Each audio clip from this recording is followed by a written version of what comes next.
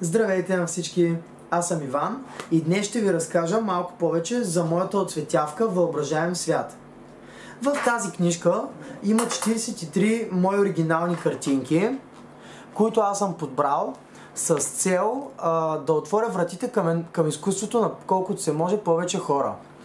Значи, картинките тръгват от лесна към трудна и са подходящи както за малки деца, така и за големи възрастни хора. Ако имат нужда от успокояване, мисля, че е много добре за да не цъкаме на телефона, малко да ни почива мозъка и като цяло мисля, че е доста подходящо. Та в днескашното видео съм решил аз, като създателя все пак на книжката, съм решил и аз да оцветя една картинка. Крайно време, аз все още не съм оцветявал и мисля, че е крайно време да видим какво ще се получи, като съм решил да оцветя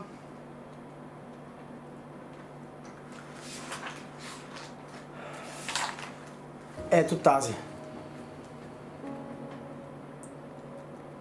Ето тази съм решил да оцветя. И да, сега ще видим какво ще се случи. Смятам да започна с любимия ми цвят, а именно светло-синьото.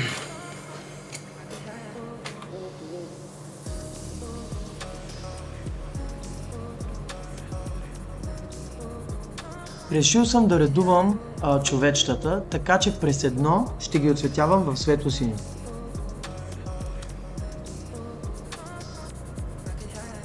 Само очите остата, тялото ще бъде в друг цвят.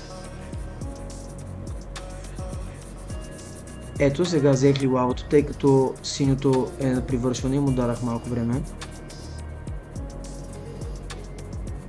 Реших блузката на момчето да е лилава.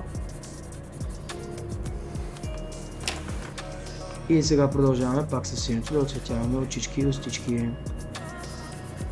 Тъмно синьо за очите на човека. И после оранжево. Значи аз ще редувам сини очи и оранжеви очи. Страхотен контраст.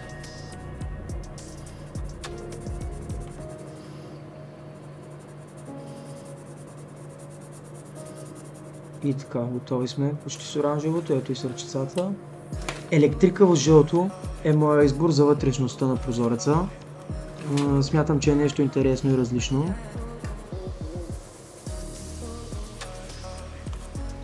И така стои доста се набива на очи.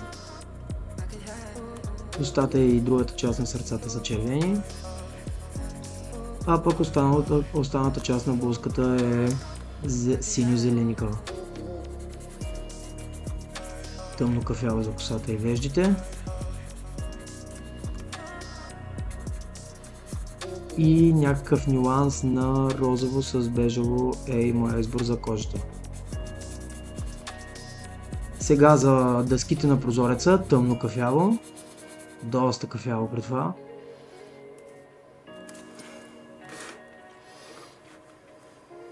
Да създаде усещането за разделение и отцепление.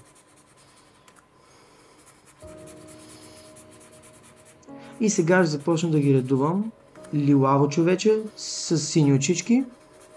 Лилаво човече и сини очички. През едно са лилави с сини очички. А пък ако не е лилаво, другото ще бъде такова зеленикаво синьо. Тоест зеленикаво синьо лилаво, зеленикаво синьо лилаво. И така се създава с тази последователност и това редуване се създава едно усещане за натурална хармония, шевица и плетеница. Един такъв баланс на контрастиращи се цветове.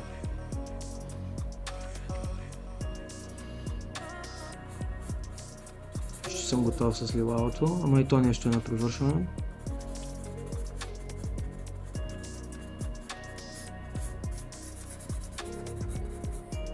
И ето, че сме готови. Това е нашата картина. Ето може да я видите отблизо. Ето ги. Мисля, че много интересно се получи. Много свежо. С много интересен баланс на цветовете. И да.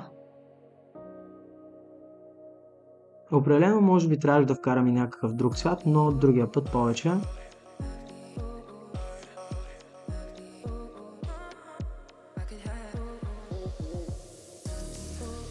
Скъпи приятели, ето го крайния резултат след оцветяването.